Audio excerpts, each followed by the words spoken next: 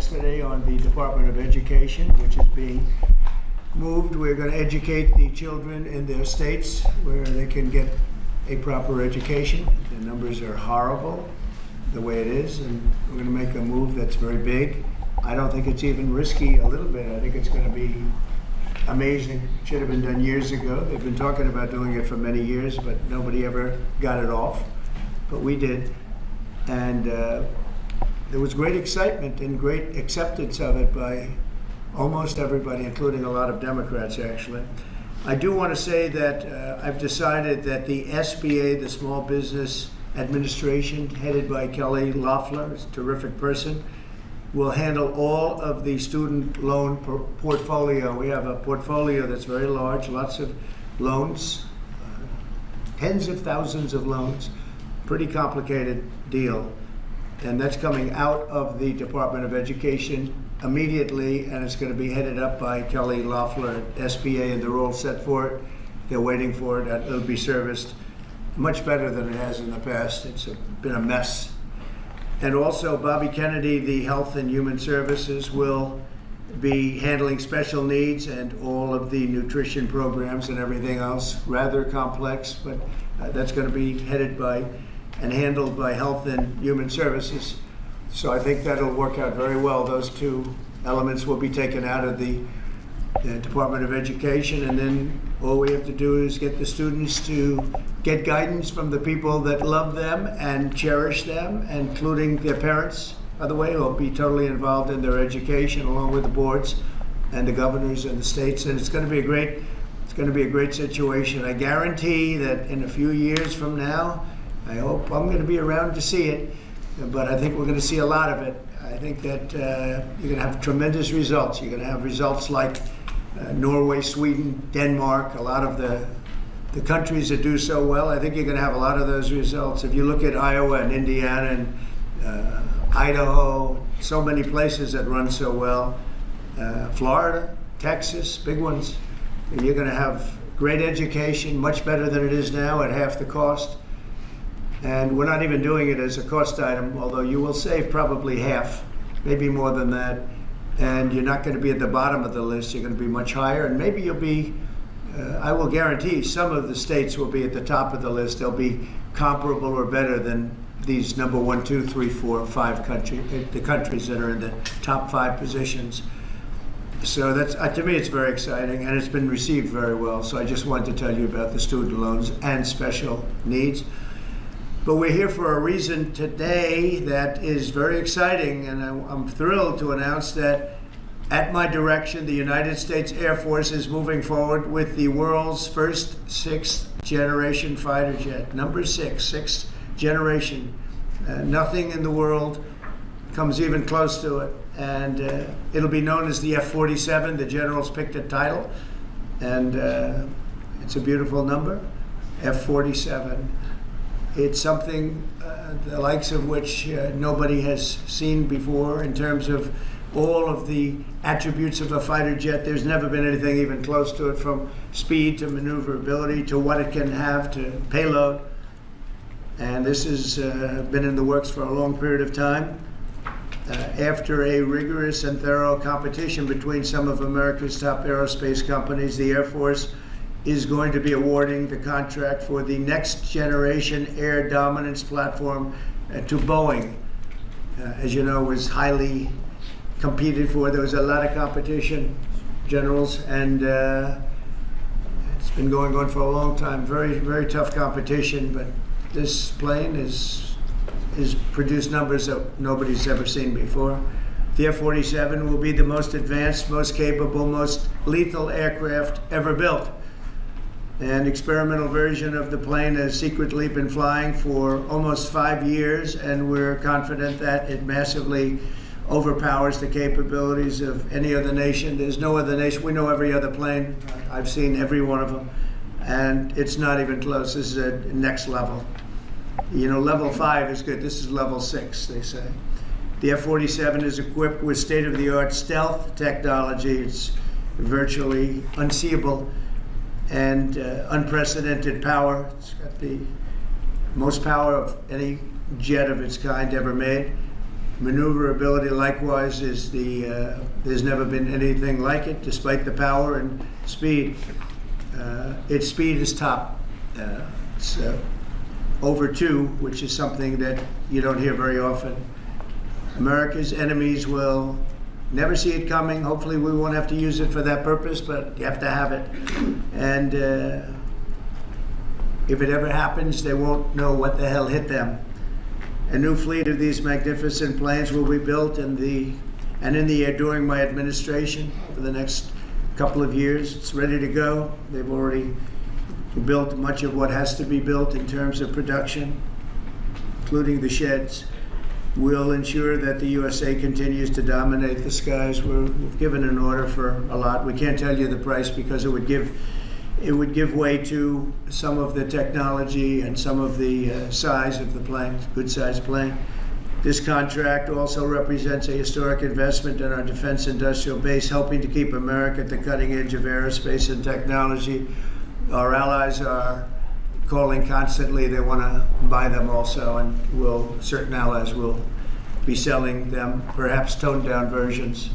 We like to tone them down about 10%, which probably makes sense because someday maybe they're not our allies, right?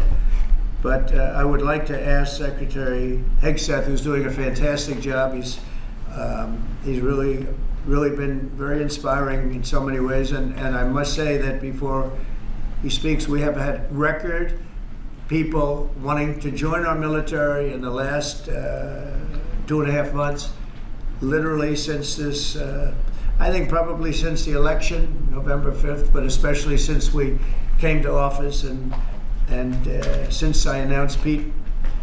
He's young, he's smart, he's strong, he loves it, and they love him, but we've had record numbers of people wanting to join our military. Now, if you go back 6 months, it was the exact opposite. You had record numbers of people not wanting to join the military. Now you have record numbers of people wanting to be in our military, and that's a great honor. That shows you we're really on the right track. So, Pete, maybe say a few words. Sure. Please. Well, Mr. President, this is a big day. This is a big day for our warfighters. This is a big day for our country, a big day in the world. The name of this program is the Next Generation of Air Dominance. And Mr. President, because of your leadership, your clarity, America is going to have generations in the future of air dominance because of this 6th generation fighter. We've had the F-15, we had the F-16, the F-18, the F-22, the F-35. Now we have the F-47, which sends a very direct, clear message to our allies that we're not going anywhere, and to our enemies that we will be able to project power around the globe unimpeded for generations to come. Mr. President, this is a gift to my kids and your kids, to my grandkids and your grandkids. This is a historic investment in the American military, in the American industrial base, in American industry that will help revive the warrior ethos inside our military, which we're doing, rebuild our military, which the previous administration did not do, by the way, Mr. President. They paused this program and were prepared to potentially scrap it. We know this is cheaper, longer range, and more stealthy. President Trump said we're reviving it and we're doing it. And then we are also going to reestablish deterrence. Under the previous administration, we looked like fools. Not anymore. President Trump has reestablished American leadership. The F-47 is part of it. And Mr. President, thank you for having the courage to do it and leading the way for all our warfighters. Thank you very much, Pete.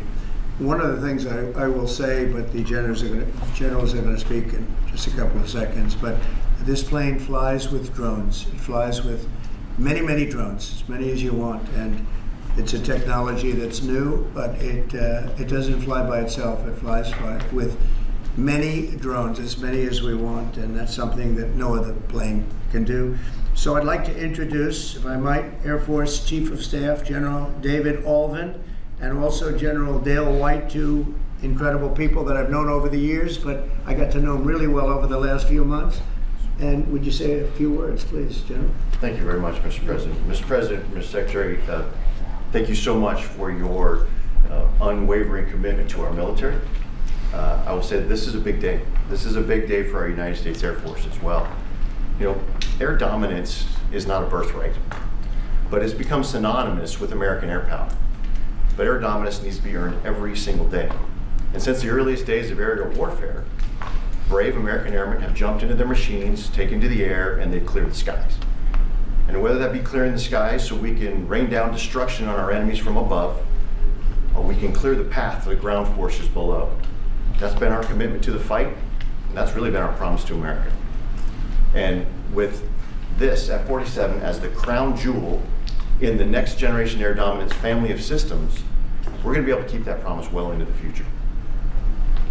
I also want to thank everyone from industry and within government, our engineers, who have worked tirelessly on this program to bring it where we are right now today. This shows that American talent, American skill, and American determination are second to none, because this platform is second to none. So we believe that this provides more lethality, it provides more capability, more modernized capability in a way that is built to adapt. This, along with our collaborative combat aircraft the President talked about with drones, this is allowing us to look into the future and unlock the magic that is human-machine teaming. And as we do that, we're going to write the next generation of modern aerial warfare with this. This enables us to do this. The manner in which we put this program together puts more control in the hands of the government, so we can update and adapt at the speed of relevance, at the speed of technology, not at the speed of bureaucracy. This is more Air Force. This is more options for the President. We say as our mission in the United States Air Force is to fly, fight, and win air power anytime, anywhere. If you want to go anywhere, you have to have a platform that gets you anywhere. This provides the President options from the very one end, which is a quick response, and then we can get right back into fight and stance without having to deploy troops that are going to take maybe months and cost more lives. We can be back in fight and stance, and maybe we restore that deterrence. All the way to decisive victory as part of a joint force that is the most lethal and capable military ever known in history. That's what we provide now, and this allows us to provide it into the future. It's more deterrence, more capability. It's what peace through strength looks like into the future, Mr. President. And so we're very proud to do that. And all we can say is, on behalf of the United States Air Force, let's deliver. Thank you very much. Thank you, General. Would you like to say something? No, sir, I'll just double check what the chief said. He knows what to do. Generational He knows who the boss is. That's exactly right.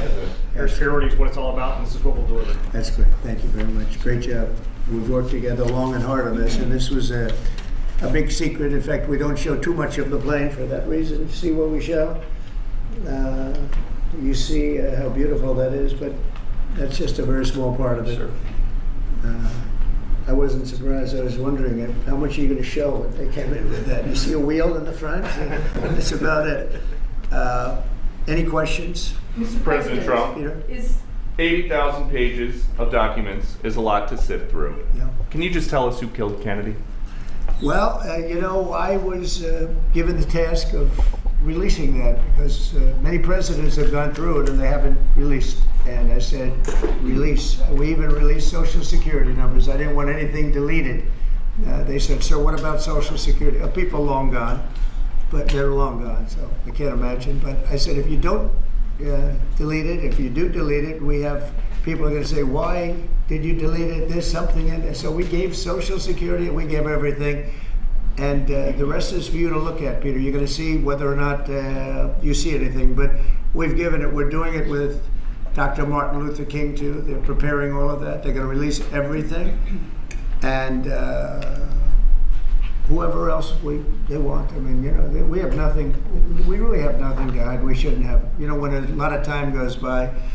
But with the Kennedy files, in particular, they were going crazy on them. I don't think there's anything that's earth-shattering, but you'll have to make that determination. In those, it's 80,000, it's actually 88,000, and we have some additional things, as you know, come out today. And for that, you can go to the offices and you can see whatever you want to see. Everything is out there, totally open. The additional stuff is available later on today. You go over to the offices and you can have it immediately. And you'll make a determination. And on something else, these Tren de Aragua guys, because of your executive order, they are designated as foreign terrorists. Yeah.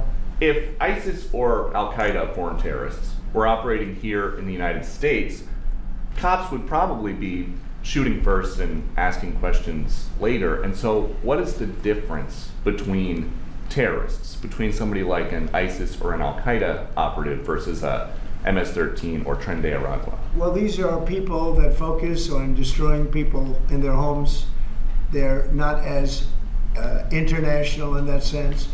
They're a group of thugs. They come from Venezuela. They come from the prisons of Venezuela.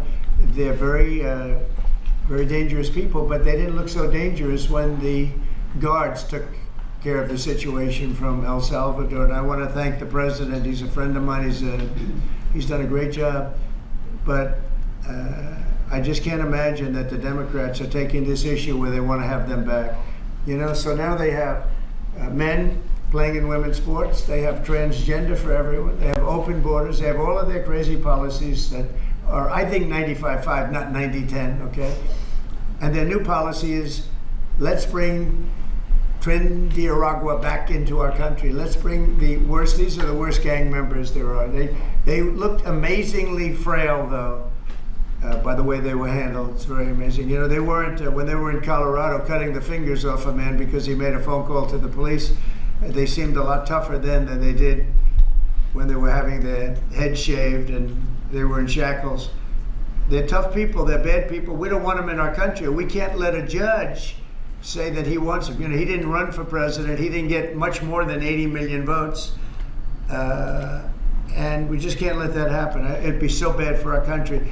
I won on the basis of getting criminals out of our country that were let in. It was called unforced error. They were let in by Biden, incompetently let in, and let in by the millions, actually. 21 million people, I believe it's 21 million. And that's not even including the gotaways, but these are rough people. We want them out of our country. And I won the election based at least partly on that, and that's a big part, yeah? And I don't know if you, Mr. President, there's something totally different. several families. I don't know if you saw this. Tim Walz is now saying about Trump supporters, and forgive me, I'm just reading a quote from Tim Walz, I think I could kick most of their ass. Oh boy, he'd be in trouble. Is there any way to know? Well, he's a loser, yeah, I think he's a loser. He lost an election. He played a part. You know, usually a vice president doesn't play a part, they say. I think Tim played a part. I think he was so bad that he hurt her. But she hurt herself, and Joe hurt them both. They didn't have a great group, but I would probably put him at the bottom of the group. Have you heard that Biden Mr. wants to get President. back involved for Mr. Democratic President. politicians, fundraising and campaigning against your policies? What do you think of that? I hope so. Mr. President, there are several families. Mr. President, there are families Who from you- some of the who are you people. with? I'm with La Nación, Pepe from Argentina. There are families from some of the people that were on those flights to El Salvador that claim that they're not criminals, they're not members of Tren de Aragua, of MS-13. What can you tell them, and what guarantees can you give them that everyone in those planes were actual criminals, terrorists, as you said? Well, I was told that they went through a very strong vetting process, and that that will also be continuing in El Salvador. And if there's anything like that, we would certainly want to find out. But these were a bad group. This was a bad group, and they were in bad areas, and they were with a lot of other people that were absolutely killers, murderers, and people that were really bad with the worst records you've ever seen. And but we will continue that process, absolutely. We don't want to make that kind of a mistake. Mr. President, is the U.S. planning to give up the position of NATO's Supreme Allied Commander, and if so, why? NATO is something that I saved. NATO was gone until I came along. In fact, the previous Secretary General, very good man, both of them are good. The current man is fantastic. But both of them have said, if it wasn't for Trump, you wouldn't even have a NATO, because we were paying the cost of almost all of the countries. And now they're paying. I said, we're not going to do this. We're not going to continue. You hurt us on trade. You do bad things on trade. And then on top of it, we're supposed to pay for your military. And because of what I did, hundreds of billions of dollars flowed into NATO by countries that just weren't paying. They were delinquent. They weren't paying their bills. So NATO is solid. They're strong. But they have to treat us fairly. Are we going to give up the... Because look, without us, NATO's not the And we're same. giving- And I can tell you, I've been having very good discussions, as you know, with President Zelensky and with President Putin. And President Putin will tell you that without the United States, he wouldn't be worried. But he is worried when the United States is involved. And I have to tell you, I've dealt very well with both gentlemen, and we have, I think we have the confines of a deal. I hope we have the confines of a deal. I'm doing it for two reasons. Number one, and by far most importantly, thousands of young people, and they're not American people, they're Russian and they're Ukrainian, are being killed every week, thousands a week. And also the United States has paid, because of Biden, $350 billion on a war that should have never happened. If we had a competent president in this sitting right here, that war would have never happened. It would have absolutely never happened with me. And it didn't happen. For 4 years, it didn't happen. Mr. President, do you think you have the authority, the power to round up people, deport them, and then you're under no obligation to a court to show the evidence against them? Well, that's what the law says, and that's what our country needs, because we were, unfortunately, they allowed millions of people to come into our country, totally unvetted, totally unchecked. So you ought to ask, did he have the authority to allow millions of people? Did Biden have the authority to do something that's unthinkable? Have open borders where millions of people poured into our country, totally unvetted and totally unchecked, just as you would say. And many of those people were criminals. Many of them were from jails and prisons and mental institutions and gang members and drug dealers and very dangerous people. Many were murderers. We have 11,088 that we know of murderers they murdered. Of that number, at least half killed more than one person. They're in our country. They're in a location near you. Biden allowed that to happen to our country. And his people that really ran the country. And the person that operated the auto pen, I think we ought to find out who that was, because I guess that was the real president. So when you ask me if we have the authority, did Biden have the authority to allow millions of people to come into our country? Many of these people, hardened criminals at the top of the line who have caused tremendous damage in our country. You see them in New York City fighting with our police. I mean, literally having fist fights in the street with our police. These are tough, hard criminals. Many of them came out of jails, and not just South America, from all over the world. They came out from Africa, from the Congo. They came out from Asia. Not just South America, but many from South America. These are hard, tough criminals, and we have to get them out. And a judge sitting behind a bench someplace got a nice appointment. You can't take that away from the people that are responsible. Now, in this case, Marco Rubio has a lot of big decisions to make, and he's a fantastic person, a great man. I think he'll be our best. I think he has a chance to be our best Secretary of State. He's been doing incredibly. He works so hard. He's gone to so many different countries already, and he's got the authority to get bad people out of our country. And you can't stop that with a judge sitting behind a bench that has no idea what goes on, who happens to be a radical left lunatic. Do you think the judiciary is too much You guys today are denying. You guys are denying this New York Times report that Elon Musk was going to be shown a 20 to 30 page presentation about a theoretical war plan against China. Why not just show it to Elon? Because I don't want to show it to anybody. You know, you're talking about a potential war with China.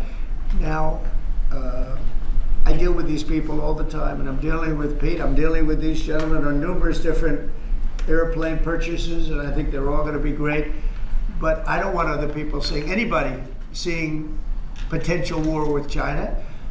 We don't want to have a potential war with China, but I can tell you if we did, we're very well equipped to handle it. But I don't want to show that to anybody. But certainly you wouldn't show it to a businessman who is helping us so much. He's a great patriot. He's paying a big price for helping us cut costs, and he's doing a great job. He's finding tremendous waste, fraud, and abuse. But I certainly wouldn't want, Elon has businesses in China, and he would be susceptible perhaps to that. But it was such a fake story. The New York Times is just as fake as CNN and MS-13. And anybody read that story, people laughed at that story. Who would do such a thing? And the first thing I did is I called Susie and I called Pete. I said, is there any truth to that? And they said, it's ridiculous. No, he's over there to talk about cost. You might want to address that, Pete. But Elon was over there today to address cost. Doge, thing called Doge, which you've heard about. Pete? That's exactly right, Mr. President. You pointed out it was a fake story. We pointed out it was. It was meant to sort of undermine whatever relationship the Pentagon has with Elon Musk. Elon Musk is a patriot. Elon Musk is an innovator. Elon Musk provides a lot of capabilities our government and our military rely on, and I'm grateful for that. We welcomed him today to the Pentagon to talk about DOGE, to talk about efficiencies, to talk about innovations. It was a great informal conversation. The rest of that reporting was fake. There was no war plans, there was no Chinese war plans, there was no secret plans. That's not what we were doing at the Pentagon. I might add that I think Elon, if they ever wanted to do that, I think Elon wouldn't do it. I think he wouldn't do it. He wouldn't want to put himself in that position. But if you read what's out of the New York Times, it's such a dishonest newspaper. It's such garbage. It's, it used to be called all the news that's fit to print. Well, it's all the news that's not fit to print. They have fake sources, or they don't have sources. I think they make most of it up. But this was a made-up story by the New York Times. I call it the failing. It's a failing newspaper. It's failing. And they shouldn't do that. They really are the enemy of the people. And Mr. President, We do need honest journalism in this. We've made such big strides over the last 2 months, but we just need honest journalism, and we don't have it. When you have a CNN, you have to watch these people every once in a while just to see where they're coming from, and it's so dishonest. MSNBC is, I think, probably worse, and they're both doing horribly in the ratings. I think they're going to be turned off. I don't think they're not doing any ratings. You're doing well in the ratings. Mr. President, just quickly on, I understand that your trade rep is meeting their Chinese counterpart next week. Yes. Is there anything that they can do to stop April 2nd or to roll back the tariffs that you've put on China already? Well, we could talk, but basically, I call April 2nd. I would have made it April 1st, but I didn't want to be April Fool's Day because then nobody would believe what I said, and they do believe me. April 2nd is going to be Liberation Day for America. We've been ripped off by every country in the world, friend and foe. We've been ripped off on trade. We've been ripped off on military. We protect people and they don't do anything for us. It's just so unfair for years and years. And now some of that money is going to be coming back to us in the form of tariffs. Tens of billions. It's going to be numbers like nobody's ever seen. So NVIDIA announced today, you saw that, hundreds of billions of dollars of investment. The biggest chip maker in the world announced hundreds of billions of dollars of investment. Hundreds of billions, not millions, but billions. They're all coming here. Apple just announced $500 billion worth. They're going to build plants here. They built their plants in China. They're going to build them here. And they're starting immediately. We have investment, the likes of which this country has never seen, already announced. And they all want to have news conferences. I don't have enough time to have that many news conferences, but I would say so far at least $4 trillion. $4 trillion is coming in. Car companies, very importantly, a lot of the car companies that were going to build in Mexico or Canada are now building here. Because I don't want cars from Canada. I don't want cars from Mexico. They want to do it, it's fine, but I want the car companies to build here, not, they were building in Mexico 3 plants, big plants, really big plants, and they were going to sell the cars right across the border. We wouldn't have the jobs, we wouldn't have the profits, we wouldn't get the taxes, we get nothing. All we get is unemployment and empty factories. Those days are over. So now those 3 places are going to build here, but many more than that. We have a big one. Honda is building, just announced a really big plant in Indiana, great state, smart place to build. And we have many car companies coming here. The steel mills are going to be booming, And many other things come with that. But we need that for defense. There are certain things you have to have. You have to have steel. We would have had, if I didn't do in my first term tariffs to stop the onslaught, because they were dumping steel in order to destroy our steel plants.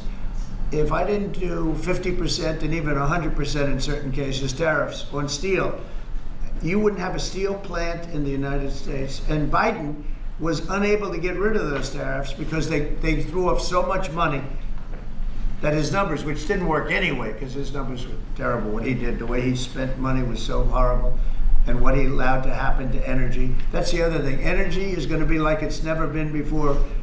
Mr. Vice President is here. Do you have anything to say while you're here? No, sir. Good Vice President. I'm just here to watch the show, sir. Okay. I think airplanes are pretty cool, so I wanted to check this out. Airplane's cool. It is cool. Mr. President, anything that China can do to take off the trade war at this point, though? Well, I'll be speaking to President Xi. I have a great relationship with him. We're going to have a very good relationship. But we have a $1 trillion deficit because of Biden with President Xi. More than that. I mean, I've heard $1.2 trillion. We have a deficit. And I've explained that to President Xi. We also have a problem where he's allowing fentanyl to be sent into Mexico and then cross the border and, killing. I think the number is much higher than the 125, 115 that I think it's closer to 300,000 people a year. And so that's a problem. But they have a tremendous surplus against the United States, and we don't want that. Mr. President, why do you want to control Ukraine's power A number of plant? industries have come to you asking for exemptions on tariffs. Is that something that is under consideration by you? Well, people are coming to me and talking about tariffs, and a lot of people are asking me if they could have exceptions. And once you do that for one, you have to do that for all. So, I mean, generally, I did something interestingly during 2 weeks ago. I gave the American car companies a break because it would have been unfair if I didn't. And everybody said, oh, he changed his mind on tariffs. I didn't change my mind. I helped our, sort of big three, big four. I helped some of the American companies. And instead of taking it properly, they said, oh, he changed it. I don't change, but the word flexibility is an important word. Sometimes there's flexibility, so there'll be flexibility, but basically it's reciprocal. So that if China's charging us 50% or 30% or 20%, and I don't mean China, I mean anybody, any country, Canada. Nobody knows that Canada's charging our dairy farmers. They have 270% tariffs. Nobody knows that. Nobody knows that. They have up to 400%. They have a couple of tariffs at 400%. Nobody knows that. Nobody talks about that. And remember, with Canada, we don't need their cars, we don't need their lumber, we don't need their energy, we don't need anything from Canada, and yet it costs us $200 billion a year in subsidy to keep Canada afloat. So when I say they should be a state, I mean that. I really mean that, because we can't be expected to carry a country that is right next to us on our border. It would be a great state. It would be a cherished state. The taxes for Canadian citizens would go down in less than half. They don't spend money on military because they think we're going to protect them. There are many things that they do, like icebreakers. They want us to provide icebreakers for them. Oh, that's wonderful. So the Canada, they're very tough traders too. I want to just tell you, all the people, they're tough traders. They trade very tough. And the expression I use is, some people don't have the cards. I used that expression about a week and a half ago, right? Somebody was negotiating who didn't have the cards, who's now, I think, saying that he wants to do it, and I think we're going to have a big deal on that very special something. We got to make a deal on that. But Canada has been a very nasty negotiator against the United States, took advantage of the United States for a long time. But nobody knows that they were getting 270% tariffs on dairy products. A follow-up on Canada, and I don't think I've heard you say this in all of the talk about Canada becoming the 51st state.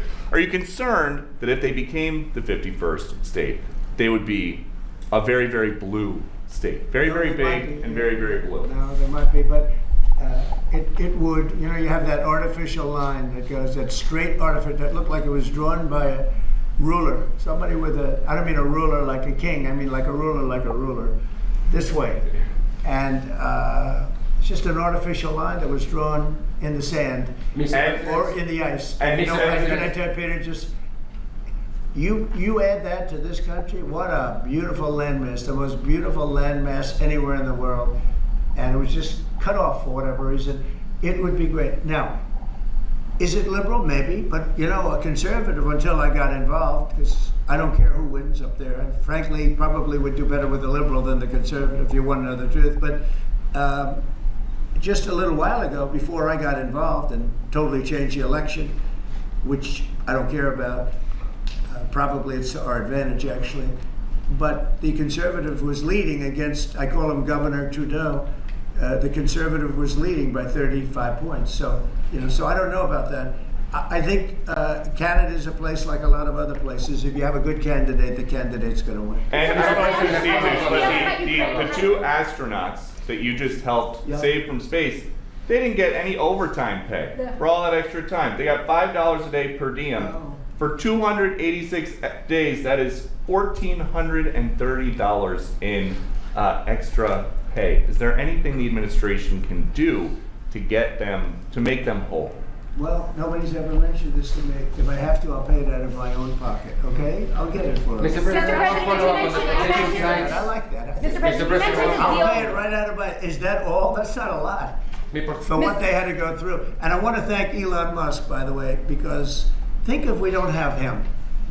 You know, there's only so long, even though they're in the capsule up there, that the body starts to deteriorate after 9 or 10 months and gets really bad after 14, 15 months with the bones and the blood and all the things that you've been reporting on very well.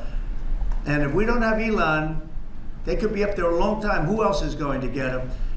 And I just want to thank him. He's going through a lot, what they're doing to him. And these people are going to be caught, and they're going to be caught, and they're going to be prosecuted. And from what they tell me, I see this just by watching your programs and reading the news, but from what they tell me, they could get 20 years in jail, and they'll get it. I'll tell you, there's going to be no leniency, and there'll be no pardons. I can tell you that right And you said this morning 20 years in jail, and then maybe you said this morning 20 years in jail, and then maybe they'll go to one of these prisons in El Salvador. Do you think with the way that the judges have been issuing injunctions, it would be easier or harder to send these Tesla domestic terrorists to a jail in El Salvador than these MS-13 or Tren de Aragua guys? Well, I view these people as terrorists just like others. These are, when I looked at those showrooms burning and those cars, not one or two, like 7, 8, 10 burning, exploding all over the place. These are terrorists. You didn't have that on January 6th, I can tell you. You didn't have anything like that on January 6th, which is sort of amazing because on January 6th, the Democrats were talking. Nobody was killed other than a very beautiful young woman, Ashley Babbitt. Nobody was killed. And you look at what's going on now with these terrorists. These are terrorists, and that's an organized event. You know, take a look at their signs. Take a look. They're all made by the same sign company.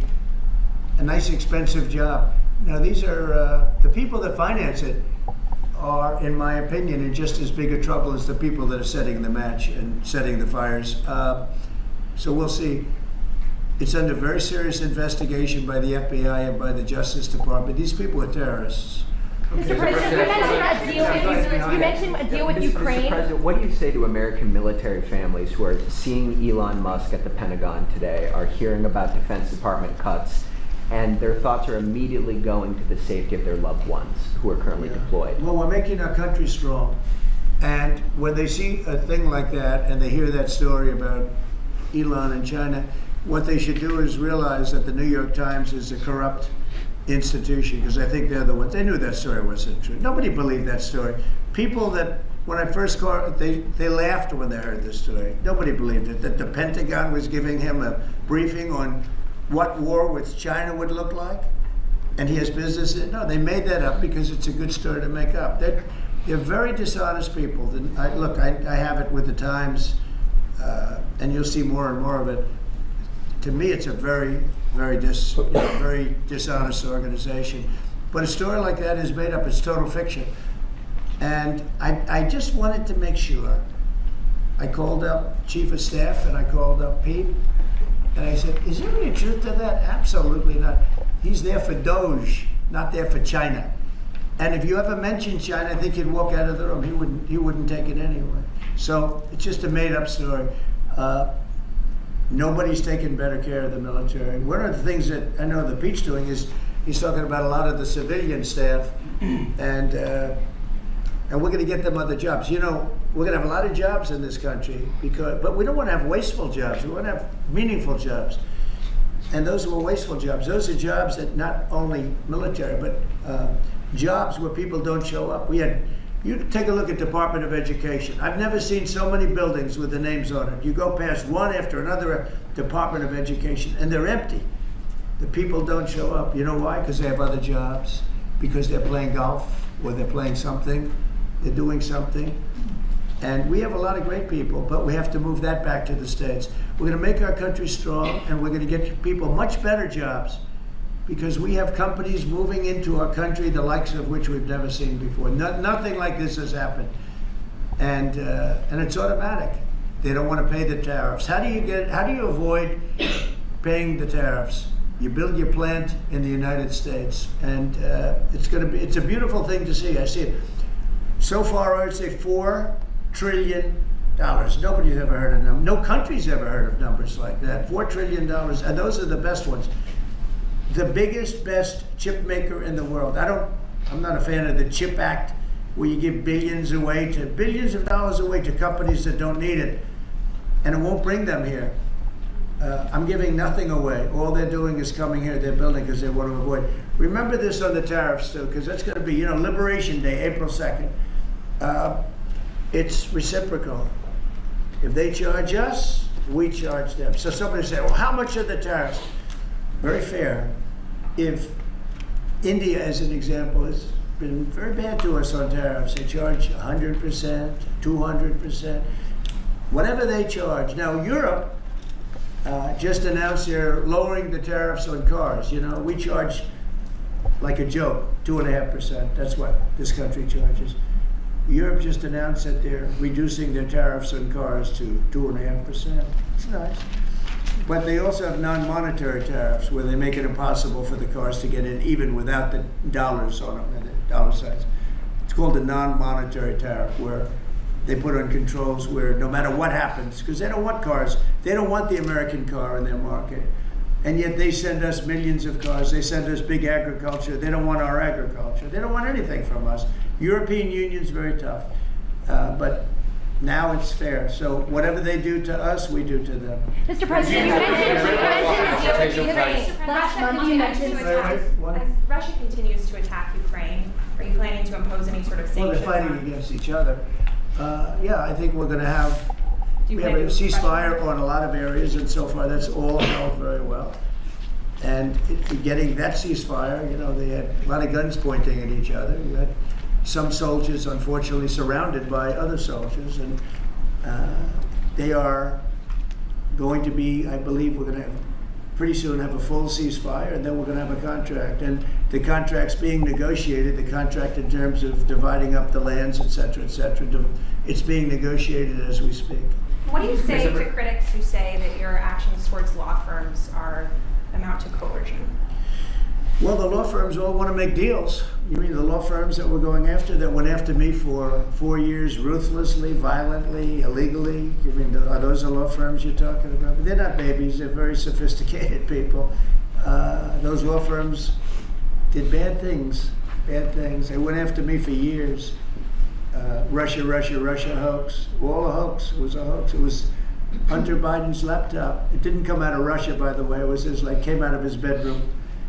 It was all a hoax, developed by Democrats. Hillary, I don't think Biden did, because I don't think Biden knows what the hell he's doing, frankly, based on everything I see. I've seen things since being here that are so sad. What he's done to this country, what he and they did to this country, those people that surrounded him, who, by the way, are radical left but smart.